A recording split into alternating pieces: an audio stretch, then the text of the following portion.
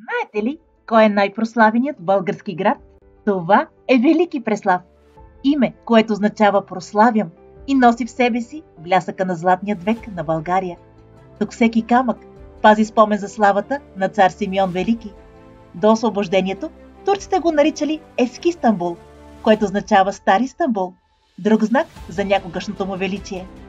Това величие обаче днес тъне в руини, но и те впечатляват със своята мащабност и вдъхват гордост.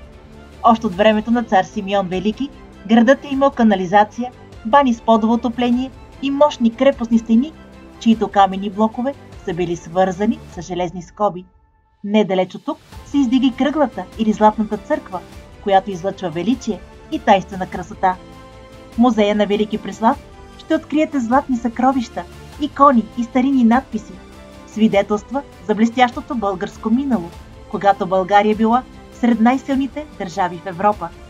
Велики Преслав е част от 100 национални туристически обекта, които ние обиколихме и създадохме поредицата България 100+, с която заедно допознаем, обикнем и опазим България.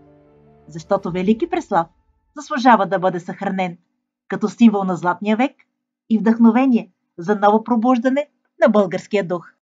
И както пчелите пазят природата, нека и ние опазим България!